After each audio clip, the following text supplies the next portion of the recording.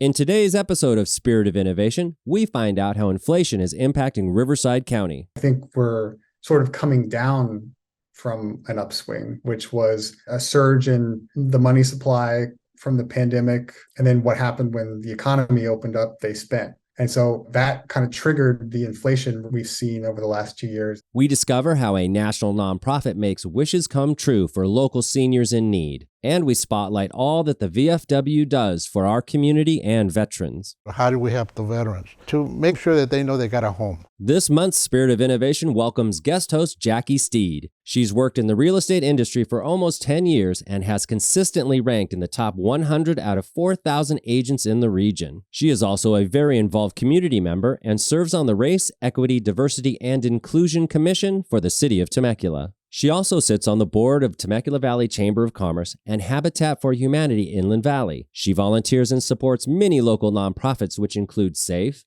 Susan G. Komen, Michelle's Place, Our Nicholas Foundation, and Oak Grove. She's been honored as the 2010 United States Small Business Administration's Home-Based Business Champion of the Year, and more recently, as the Chairman's Choice Award winner for Temecula Valley Chamber of Commerce 2022. Stay with us as the Spirit of Innovation team and our guest host Jackie bring you impactful and innovative need-to-know, did-you-know, and good-to-know local community news and information.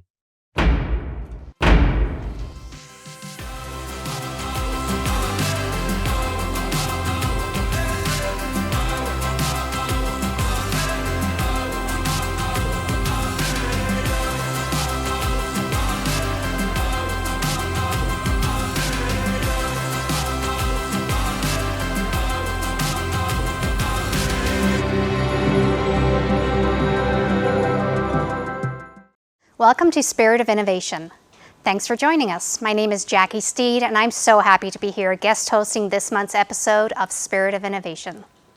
We've all felt the pinch in our wallets, the high gas prices, the extra high grocery bills, and as a real estate expert, I can attest this is the highest I have ever seen rental costs. Spirit of Innovation takes a look at what's driving this inflation and how it's affecting Riverside County's economy. With high costs making our pockets lighter, does this mean a recession is coming? Most economists say no, thanks to many factors including a low national unemployment rate and a strong GDP. No sign right now points to an impending recession. I think we're sort of coming down from an upswing, which was a surge in the money supply from the pandemic, all the aid and unemployment benefits and people saving, and then what happened when the economy opened up, they spent. That kind of triggered the inflation we've seen over the last 2 years, and we're sort of coming down from that high, if you will. If a recession were to occur, and I want to stress that we don't see that as an imminent possibility right now, that any recession would most likely be mild and brief.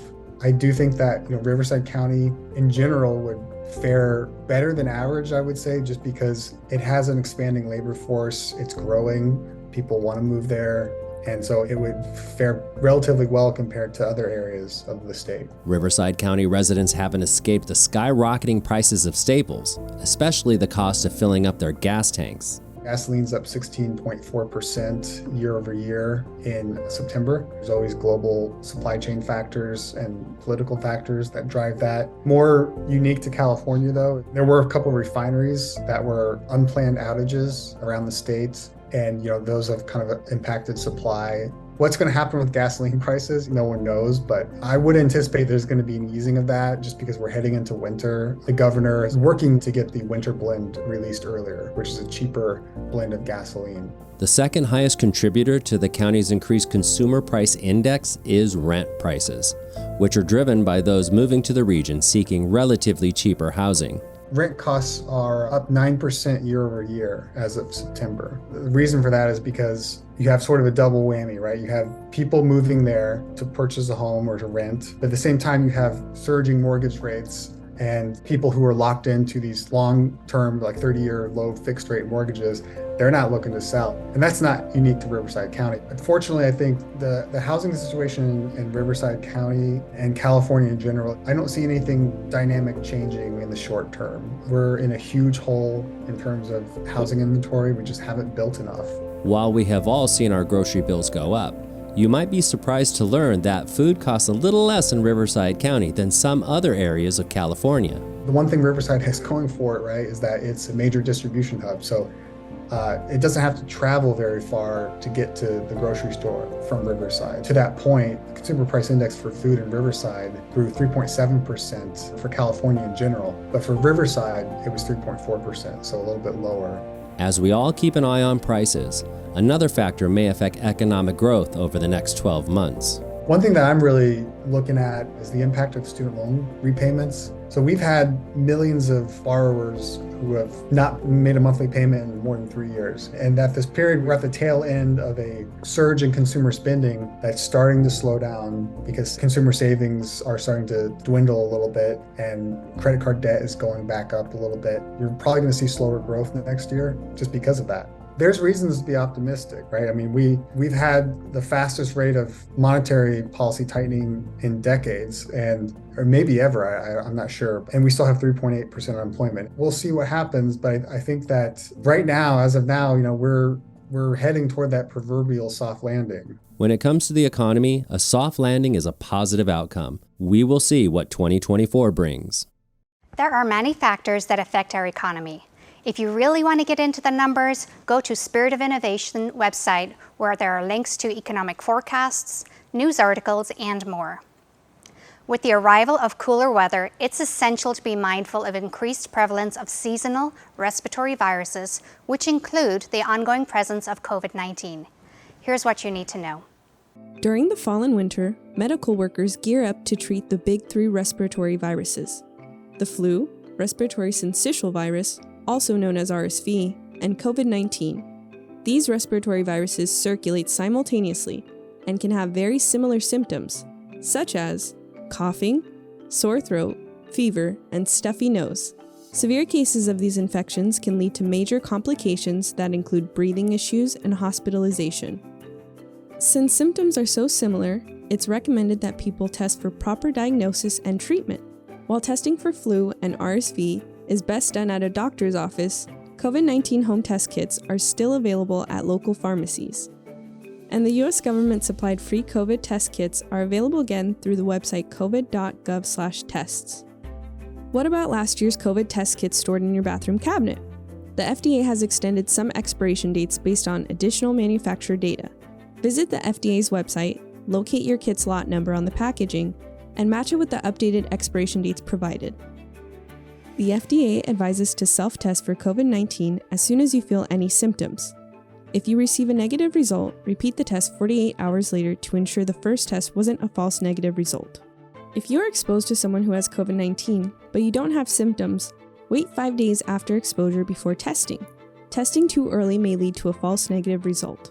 If you do receive a positive result with a COVID-19 test, you most likely have COVID-19 and will need to isolate to keep from infecting others. The best strategy for getting through virus season is to not get sick at all. Vaccination remains the most effective defense against all three of these respiratory infections. The flu and COVID vaccines are strongly recommended for almost everyone, including infants as young as 6 months. Additionally, there are new RSV shots which are advised for babies under 8 months, as well as new RSV vaccines for seniors and pregnant women.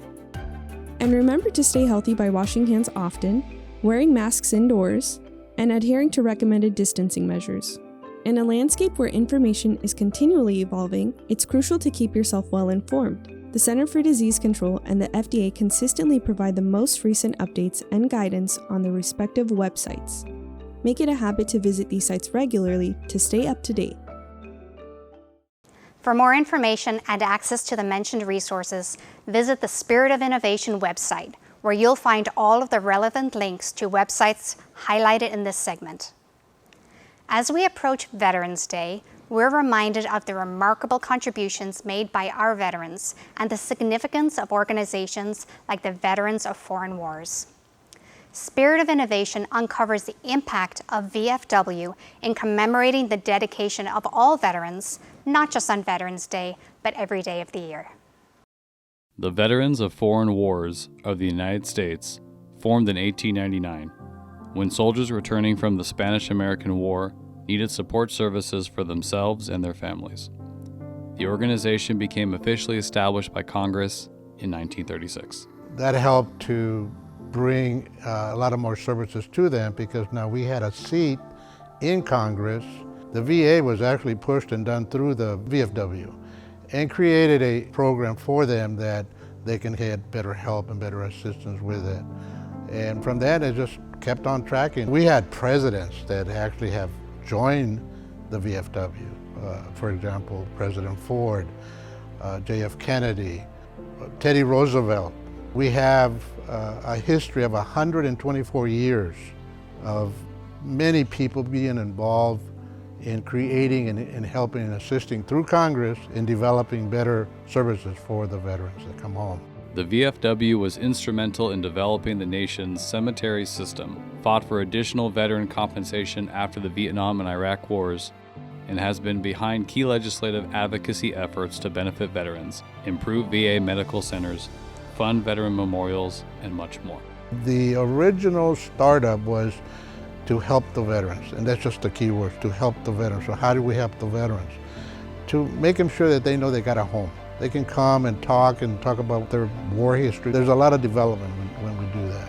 Many VFW posts work with their host cities to develop programs that honor veterans, such as Veteran Day parades and Memorial Day events. Posts also benefit the broader community through various programs. Menifee VFW Post 1956 participates in the Voice of Democracy and Patriots pen essay writing contests that awards thousands of dollars in college scholarships. They also have programs that honor exemplary local first responders and teachers. The NJROTC is another group that we involve. We just gave them a $9,000 grant for them to go buy 20 computers so they can do or research and study cybersecurity. Those are kind of the small things that we do, but in a way that helps the community and helps the veterans, kids that are going to those schools. Fundraising endeavors are committed to the installation of an American Indian statue at the Riverside National Cemetery. Hopefully by this year, we'll get the statue put in at the Riverside National Cemetery. It will stand for every American Indian that ever served ever since the Civil War. We celebrate the commitment of the VFW and their contributions to our community and nation. If you want to honor a veteran in a special way this Veterans Day, tag us on social media with the hashtag SOI Veterans Day 2023, and Spirit of Innovation will reshare your post. Did you know that the County of Riverside has a Diversity, Equity, and Inclusion Officer? Barry Knight works with the county and community leaders to remove barriers that keep individuals from fully enjoying life in our county. Many cities also have similar officers or commissions. The City of Palm Springs Human Rights Commission was established 31 years ago to promote diversity and improve human relations. The City of Riverside's Human Relations Commission advises the mayor and the city council on issues of discrimination and equal opportunity. I am proud to serve on the City of Temecula's Race, Equity, Diversity, and Inclusion Commission. We meet monthly to make recommendations on relevant topics within city events, services, and programs. While we're not directly involved with the school districts, we are keeping our eye on the controversial school board decisions and issues that have been made by 2 Southwest school districts. Spirit of Innovation has more on the topic. Temecula and Murrieta Unified School Districts, once revered as the pinnacle of education excellence, are now swirled in local, state, and even national controversy. Murrieta Unified School District and other districts in Riverside County have implemented a policy that requires faculty and staff to inform parents if their child's gender identities may be changing, regardless of the student's wishes. The proposal was introduced by 2 board members who were backed by such groups as the Inland Empire Family PAC, which advocates for Christian and conservative values in schools. This policy comes on the heels of Temecula board members rejecting social studies curriculum that mentioned a gay rights elected leader. Drawing the attention of Governor Newsom, he responded to their refusal with the state intervention, which led to the adoption of the curriculum. Otherwise, the district would have incurred a hefty $1.5 million fine. The Temecula board continued to make rulings that led to more turmoil and large financial implications. they banned the teaching of critical race theory and voted to forbid the display of flags other than the U.S. and California flags. Additionally, they dismissed the former superintendent without cause, which entitled her to a severance package totaling approximately $362,000, straining the district's resources. Not to mention the spending of funds for a new superintendent search and the appointment of an interim superintendent continue to drain financial resources. As the discussion around these policies unfolds, students are making their voices heard.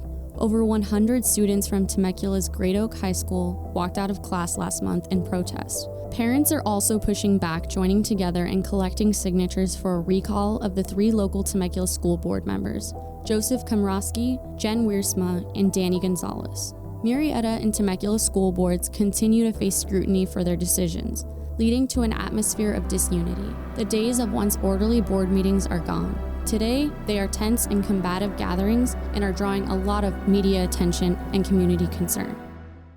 You can go to the Spirit of Innovation website to learn more about the Temecula and Murrieta school board members, issues, and how to make your voice heard.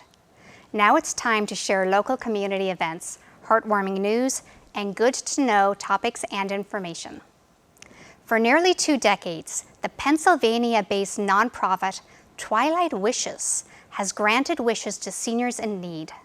Over the years, they have expanded to 15 chapters across the country and are now opening a brand new chapter based in Temecula to serve both Riverside and San Bernardino counties.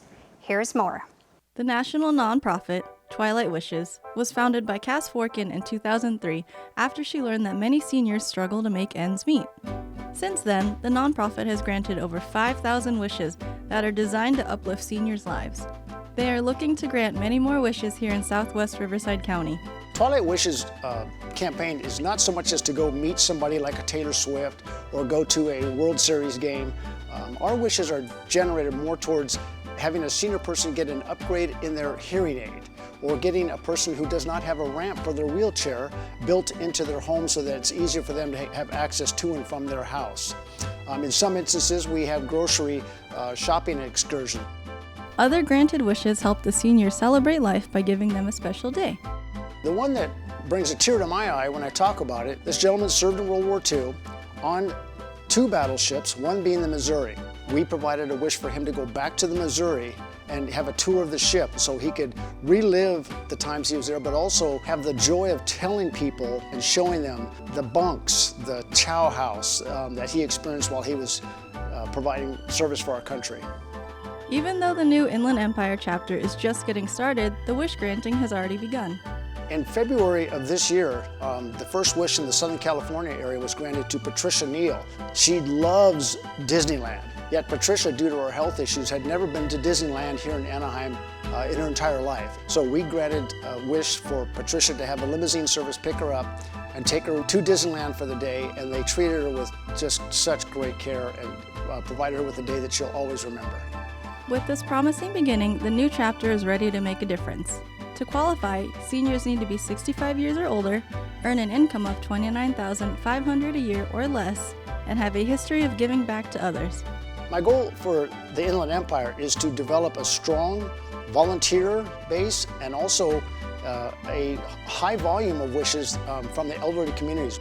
We would like to get it to where we can provide as many wishes as possible for those that are in need, make the world a better place for the elderly, one wish at a time. There are many seniors in our region who need assistance, and it's good to know that their wishes can come true, especially when you have dedicated people working hard to make it happen. Are you a senior with a wish?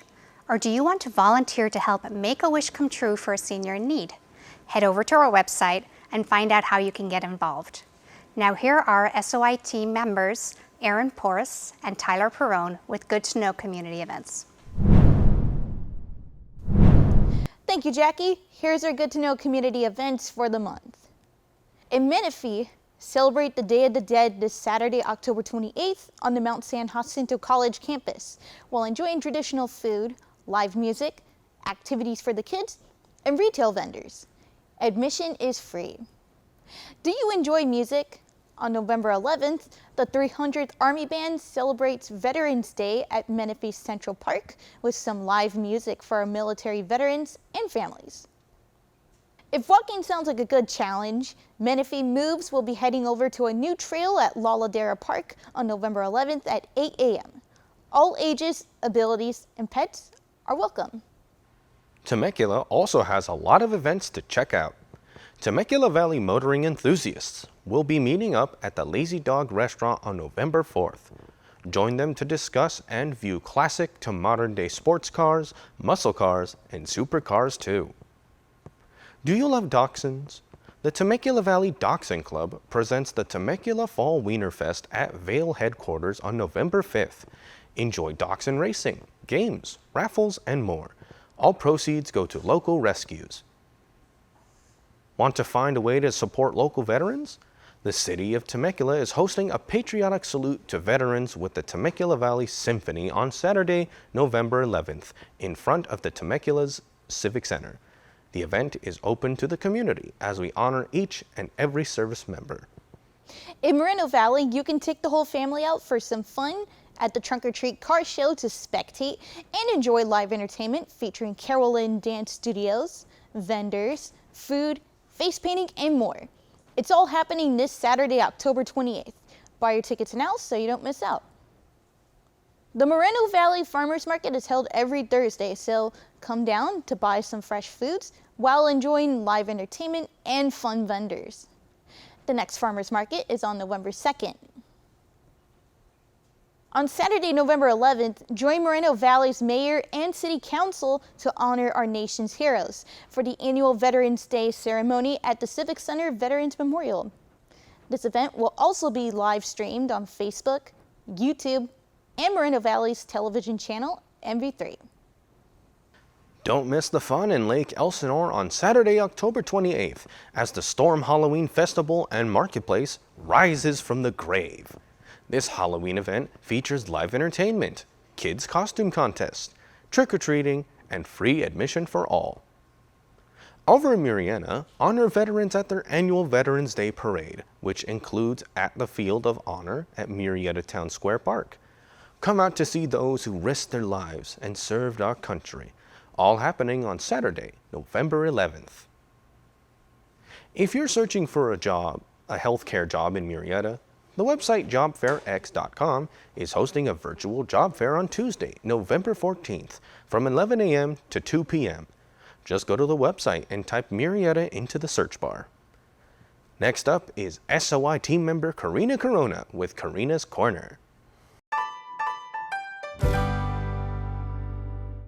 Welcome back to Karina's Corner, bringing you exciting upcoming live music and entertainment events happening in Riverside County. Looking for some Halloween fun for the whole family? Bastards Canteen in Temecula is hosting a Beer and Hems spooky sing-along and costume party on Sunday, October 29th. A $5 entry fee gets you in. Kids 18 and under are free. Dust off your dancing boots, country music fans. Lanco is coming to Saboba Casino in San Jacinto on November 11th at 8 p.m. Or how about a night of rock and roll music while giving back to a great cause? The Hall & Oates tribute band Private Eyes is performing as part of the Salvation Army's Red Kettle kickoff celebration at the Fox Performing Arts Center in Riverside on November 12th. Keep on rocking out to blast from the past and catch some Led Zeppelin classics with the tribute band Zepp Again. They're performing at the historical Hemet Theater on November 18th. That's a wrap on this Karina's Corner. If you attend any of these events I mentioned, share a photo on social media with the hashtag Karina's Corner. I can't wait to see them. Back to you, Jackie. Thank you, team. It's good to know there are so many exciting events happening in our county. Speaking of exciting events, I hope to see you right here at JDS Studios this weekend at Haunted Studio Fundraiser. Here's more.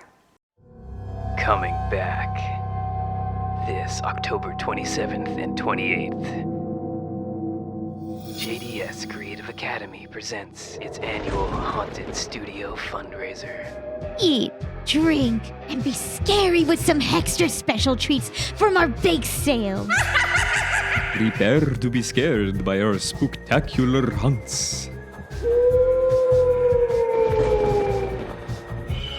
be there. Be scared. We know you're dying to have a good time. After all, ghouls just want to have fun. It's not just about having a scary good time at Haunted Studio. There's also an opportunity to give back at the JDS Blood Drive in collaboration with Livestream Blood Bank. Check it out.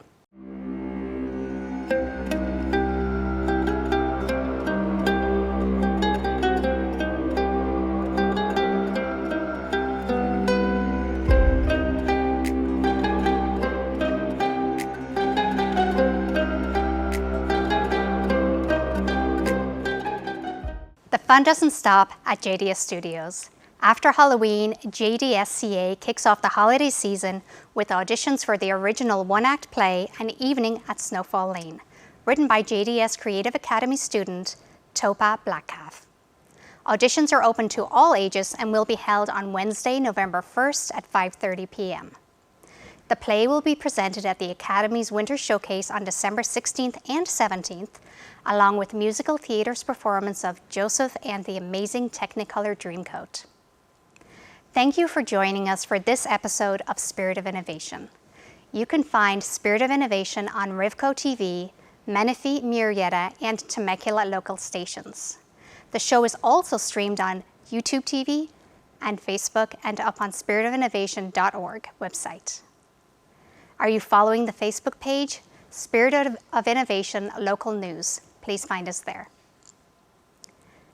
The Spirit of Innovation website has the current episode along with past episodes and individual segments to keep you in the know. Use the hashtag JDSFamily to keep up with everything happening here at JDS Studios and in Riverside County.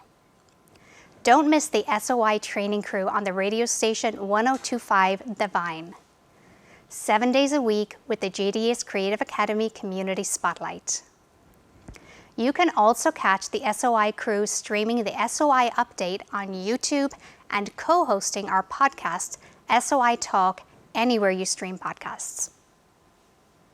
The next episode of Spirit of Innovation drops on November 22nd with a new special surprise guest host. Who will it be? Tuned in to find out. Until then, SOI out.